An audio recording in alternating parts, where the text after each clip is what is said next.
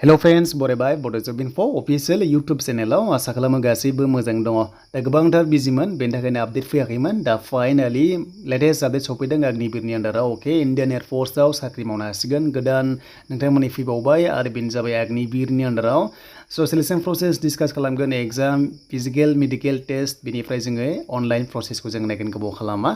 लोगोफोर जों थांनि अफिसियेल साइटआव जाय नोंथांमोना चेनेलाव गोदान साबस्क्राइब खालामना लाबानो जाबाय बेफोरबायदि जबनि आपडेट मोननो बेनो जाबाय Bodo Info YouTube चेनेलाव दायो लोगोफोर जों फैबाय अफिसियेल साइटआव आसाम स्टेटनि पर्टेलाव बेयावबो आपल'ड खालामदों आं बेनिफ्राय लाबोबाय देन बेनिफ्राय दाखालिनो फैदोंमोन बाट गोबां बिजिमोन बेनि थाखायनो नोंथांमोनाहाय आपडेटखौ नायाखैमोन बिदिब्ला जों बेयाव भिउ खालामनि बेनिफ्राय डिटेल्सखौ डिसकास खालामगोन दा बे अग्निवीराव जोबोर मोजां साख्रि नोंथांमोना मावनो हायो 4 इयार्स कन्ट्रेक्चुअल जब हिसाबै आरो रिटायार जानाय लोगो लोगो गोबां चान्स मोनगोन एप्लाइ जागोन 27 जुलाइआव आरो बिनि लास्ट डेटआ 17 आगस्तसिम थागोन नोंथांमोना बे 27 जुलाइआव लिंकआ एक्टिभ जानाय लोगो लोगोनो नोंथांमोना अनलाइन खालामनो हागोन लिंकआ दङ डिसक्रिप्शनाव अके एन्ड बेनिफ्राय जों दानिया नायनोसै फैदो माबायदि सिस्टेमाव बेवहाय सिलेक्शन प्रसेस खालामो अग्निवीराव अके एन्ड बे लिंकआ दङ डिसक्रिप्शनाव नोंथांमोना चेक खालामनो हागोन बेनिफ्राय जों डिटेल्सखौ नायनोसै हिन्जावफोर हौवाफोर बेयाव खालामनो हायो गासैबो खालामनो हायो नाथाय सोर हागोन जों क्राइटेरिया नायनांगोन बेयाव एप्लाइ खालामबा बेसेबां नांगोन बैसोआ जों बेखौ नायनोसै दानिया बेनो जाबाय नोंथांमोननि बैसोनि सायाव थायो बेनो जाबाय नोंथांमोना 27 जुन 2003 निफ्राय लानानै 27 डिसेम्बर 2006 नि गेजेराव जोनोम जानाय जानांगोन अब्लासो बे पस्टआव हागोन मेक्सिमाम 21 इयार्ससिम बे पस्टआव नोंथांमोना हागोन 18 इयार्स जानाय लोगो लोगो अग्निवीराव आरो बेयाव एप्लाइ खालामबा क्राइटेरिया फरायनाया बेसेबां नांगौ जों दानिया नायनोसै बेनिफ्राय रानिंबो दङ फिजिकल टेस्ट दङ मेडिकल टेस्ट दङ आरो एग्जाम दङ दा जोंनि क्वालिफिकेसन होनोब्ला गोबां रोखोमनि बे अपसन दङ जास्ट नोंथांमोना फार्स्टआव नायब्ला मोननो हागोन बेनो जाबाय साइन्सनिफ्राय जायनो साइन्सनिफ्राय एचएस पास खालामदों एबा हायार सेकेन्डारि पास खालामदों अब्लासो हागोन बेनिफ्राय साबजेक्टबो दङ अके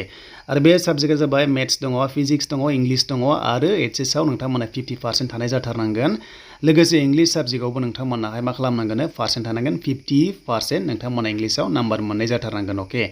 बेयाव नोंथांमोना नुनो हादों आरो जुदि बे गैयाब्ला बेनिफ्राय जायफ्रा 3 इयार्स डिप्ल'मा खालामदों इन्जिनियारिं बेनो जाबाय मेकानिकेल बा नोंथांमोननि इलेक्ट्रनिक्स बेयावबो हागोन अके बेनिफ्राय जुदि जायहा जेबो डिप्ल'मा गैया अब्ला एचएस पासल' एबा हायार सेकेन्डारि पासल' अके हमना ला नोंथाङा एचएस पासल' अब्लाबो हायो नाथाय माखासे गोरोबनांगोन बेनो जाबाय इंलिश साबजेक्टआव 50 नाम्बार मोननाय जाथारनांगोन एनि स्ट्रिमनिफ्राय आरो नोंथांमोना हायार सेकेन्डारियाव 50% थानांगोन अब्लासो नोंथांमोना बे पस्टआव हागोन इंलिशआव 50 थाथारनांगोन जुदि गैयाब्ला हानाय नङा आरो बेयाव 10 पास जानाय नङा एचएस पासआ जाथारनांगोन अब्लासो बे अग्निवीराव नोंथांमोनाहाय मोननो हागोन दानिया फिजिकेलाव नायनोसै हाइटआ बेसेबां जानांगौ मेलाव 152.5 दङ बेनिफ्राय हिन्जावफोरा जाहैबाय नर्थ इस्टनिया 147 सेन्टिमिटाराव नोंथांमोना एक्सेप्ट जागोन अके बेनो जाबाय हाइटनि खेथ्रआवहाय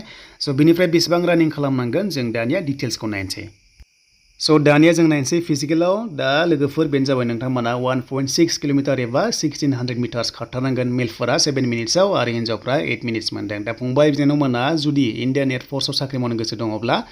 बेयावबो फिजिकेल टेस्ट दङ बेयाव पास खालामथारनांगोन बेनिफ्राय हौवाफोरा पुसआप दङ अके बेनिफ्राय सेटआप दङ बेखौ नोंथांमोना नायदो जाहाथे नोंथांमोना बेखौ नायो एन्ड बेनिफ्राय बेखौथ' पास जाखागोन नोंथांमोना बेखौ जेबो टेनसन लानो गोनांथि गैया जास्ट एग्जाम पास खालामग्रोनांगोन मानोना फार्स्टआव एग्जाम जागोन फार्स्टआव एग्जाम जागोन फिजिकल जागोन बेनिफ्राय मेडिकल टेस्ट दङ बेयाव नोंथांमोननि माखासे नुनो मोनदों मेडिकल टेस्ट लानानै जेब्ला मेरिट बेसिसआव ओंखारो अब्ला नोंथांमोना साख्रि जागोन अके एन्ड बेनिफ्राय नोंथांमोननि एग्जामा माब्ला जागोन बेनो जाबाय 13 अक्ट'बर 2023 आवनो एग्जामा कन्डाक्ट जागोन आरो नोंथांमोना डिसेम्बर जानुवारियाव नोंथांमोना रानिं खालामनो मोननायनि चान्सआ दङ बेनोमोन नोंथांमोननि अग्निवीरनि आन्डाराव बेनो जाबाय इन्डियान एयारफोर्स नोंथांमोननि साख्रि 27 जुलाइ जानाय लोगो लोगो लिंकआ एक्टिभ जागोन नोंथांमोना एप्लाइखौ खालामनो हागोन बेनिफ्राय अनलाइन खालामबा एग्जाम फिस दङ 250 नोंथांमोना खालामनांगोन आरो 4 इयार्स बेवहाय अग्निवीराव नोंथांमोना साख्रि मावनो हागोन दा सेलेरिया जोबोर मोजां नोंथांमोनाथ' मिथिखागौ डिफेन्सआवहाय सेलेरिया जोबोर मोजां 30, 40, 50, 60 नोंथांमोना मोनलांबाय थानायनि चान्सआ दङ बेनोमोन नोंथांमोननि दिनैनि लेटेस्ट आपडेट आरो लोगोसे नेक्स्ट भिडिअ फैगासिनो नोंथांमोनाहाय नायनो हागोन